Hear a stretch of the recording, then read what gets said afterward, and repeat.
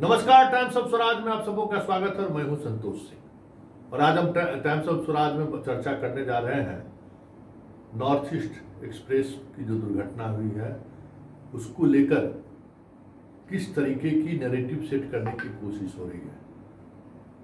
जी हाँ, इस देश में जब कभी सिस्टम विफल होता है तो उसकी कोशिश होती है कि उसमें मुसलमानों का एंगल ढूंढा जाए। सुबह सुबह हमारे एक दिल्ली से पत्रकार मित्र फोन के, राष्ट्रवादी पत्रकार हैं, नाम बताना जरूरी नहीं है लेकिन आप बातचीत के दौरान समझ जाएंगे कि वो राष्ट्रवादी पत्रकार कौन है। तमाम जो यहाँ के मीडिया वाले हैं, राष्ट्रवादी मीडिया वाले, वो भी उसी एंगल के तलाश में बक्सर पहुंचे हुए हैं कि आसपास में मुसलमान का गांव है कि नहीं। ये सब मुसलमाने का काम रहता है। और दिल्ली वाले हमारे मित्र भी यही कहें, भाई खोजिए संतोष जी, जरूर ये सब तोड़ फोड़ का काम दूसरा नहीं कर सकता है। हमको वहां तोड़ फोड़ हुआ है, हाँ तो ये सब एक्सीडेंट वैसे थोड़ी होता है। थोड़ी देर पहले वहां से पैसेंजर गुजरा है, हमको जनाब पैसेंजर और नॉर्थ ईस्ट एक्सप्रेस का जो है सो स्पीड का आकलन आपके पास है। आप समझते हैं कि नॉर्थ ईस्ट का स्पीड क्या है, पैसेंजर का स्पीड क्या है। तो यही सोच हम कह के देखिएगा। मेरे मित्र है रघुनाथपुर, जहाँ स्टेशन घटना घटी है ना, वहाँ के एक IPS मित्र हमारे हैं, उनसे पूछते हैं कि अगर बगल में 10, 20, 50 किलोमीटर के अंदर कोई मुसलमान का गांव है कि नहीं, कोई मस्जिद उस्जिद है कि नहीं, तो पता करके हम बताते हैं। तो ये मानसिकता है कि मोदी के हर विफलता को छुपाने के लिए, मोदी के हर विफलता को एक आवरण देने के लिए किस तरीके से इतनी बड़ी रेल दुर्घटना को, ठीक है, कैजुअलिटी कम हुई है, 4 लोगों की मौत हुई है, 100 से अधिक लोग घायल हैं, लेकिन 20 लोगों की हालत अभी भी गंभीर बनी हुई है। मुख्यमंत्री हमारे 4-4 लाख रुपया देने की घोषणा अभी की है, लेकिन हर विफलता को किस तरीके से मुसलमान का आवरण देकर ढकने की कोशिश हो रही है, जरा इसको समझिए।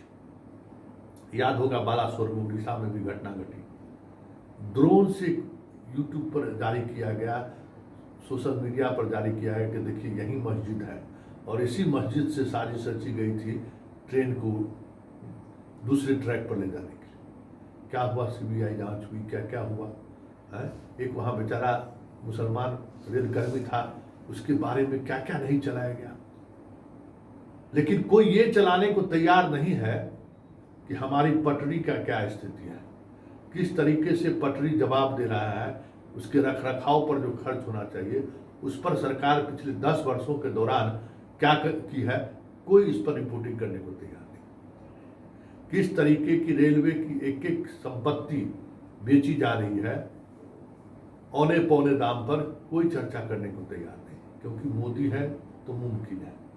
रेलवे को किस तरीके से निजीकरण किया जा रहा है। वंदे भारत चलाया गया था ना सब जगह, क्या क्या हम लोग देखे थे कि दिल्ली में एकदम एयर होस्टेज की तरह जो है सो जा रही है, ट्रेन लेट होगा तो आपको पैसा किया जाएगा, क्या क्या चला था, फेल हो गया।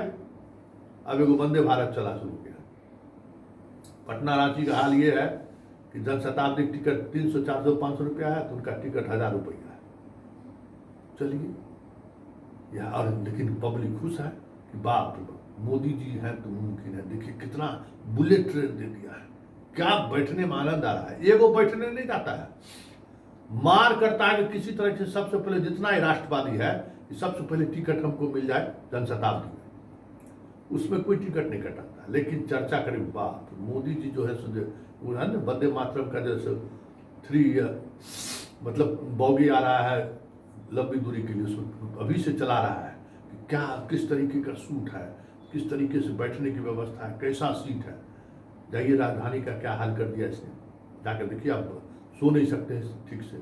बाथरूम का हाल क्या कर दिया है, आप जा नहीं सकते हैं बाथरूम में। एयरप्लेन वाला बाथरूम बना दिया। अरे भाई, प्लेन में तो मैक्सिमम 2 से 3 घंटा में लोग यहाँ पहुँच जाता है, उसमें वो बाथरूम चल जाएगा, लेकिन यहाँ तो जिसमें 12-12 घंटा लोग रहता है, उसमें कैसे लोग चल जाएगा।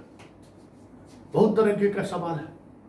तो आज पटरी हो गई है ट्रेन, जिस वजह से दुर्घटना हुई है, इस पर चर्चा कोई करने को तैयार नहीं। सारे मीडिया वाले उसमें वही खोज रहे हैं कि अगल बगल में मुसलमाना का गांव है, मुसलमाना मिल जाए तो उसी पर मोदी को उतार देना है। पूरा रेलवे का अधिकारी इस काम में लगा हुआ है कि इसको सबोटाइज घोषित कर दे, तोड़ फोड़ की घटना साबित कर दीजिए। अरे तुरंत हमारी गाड़ी पास की थी, कहाँ कुछ था, लेकिन पटरी हमारा काम नहीं कर रहा है, पटरी जवाब दे रहा है, ये कोई बोलने को तैयार नहीं है। तो ये बदलता हुआ देश है, और जहाँ जिस देश में इस तरीके की प्रवृत्ति बढ़ती है ना कि हम अपने शासक को की कमजोरियों को छुपाने के लिए, हम अपने शासक के अयोग्यता को छुपाने के लिए, हम अपने शासक के जाहिलपन को छुपाने के लिए, हम अपने शासक के अज्ञानता को छुपाने के लिए जब हम आप खड़े होने लगते हैं तो यही स्थिति होती है कि ट्रेन पे पटरी हो रहा है क्योंकि पटरी खराब है। लेकिन हम सब लोग खुश हैं, चलिए मुसलमाना को माफ कर रहा है।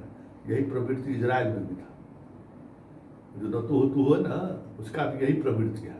देश की जनता को राष्ट्रवाद का इतना नशा पिला दिया कि घुस के घर में आके मार दिया हमास।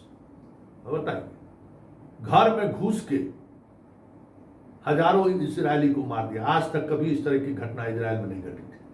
घर में घुस के सोए रह गए जनाब। बताइए, जिस घटना का 50 वर्ष पूरा हो रहा है, इससे बड़ा इंटेलिजेंस का लैप्सेस क्या हो सकता है भाई। यहाँ भले कुछ हो चाहे नहीं हो, लेकिन अगर किसी नक्सली का शहादत दिवस रहता था, अब तो वो स्थिति नहीं है। तो ट्रेन 6-7 बजे शाम के बाद एकदम कौशन पर चलता था, कौशन लगा दिया जाता था, 10-20 किलोमीटर के स्पीड से जाना नहीं चल रहा है।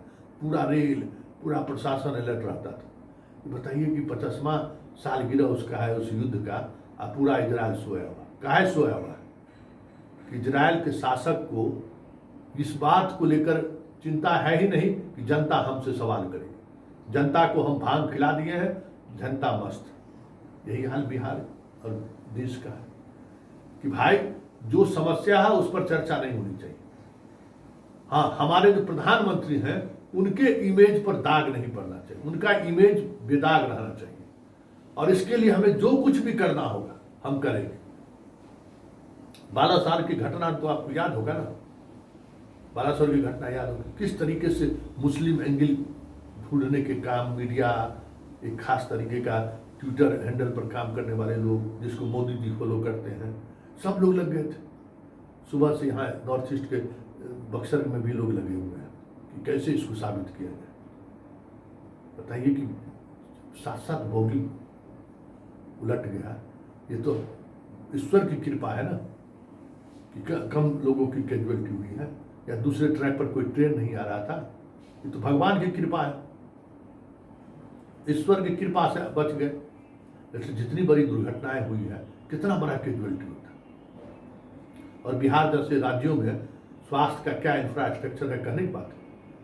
हमारे स्वास्थ्य मंत्री ट्वीट कर रहे हैं कि हम एकदम अलर्ट मूड में। अरे भाई, अलर्ट रहने से आपको क्या होगा? आपके पास डॉक्टर है, आपके पास कोई इलाज करने की व्यवस्था है।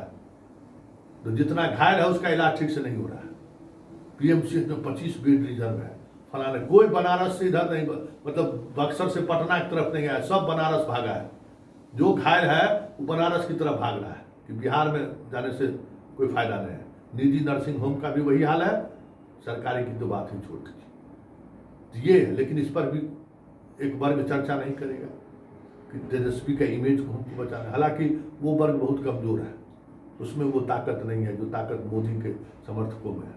मोदी का समर्थक तो गाय भी मिल जाएगा, किसी भी स्थिति तक चला जाएगा।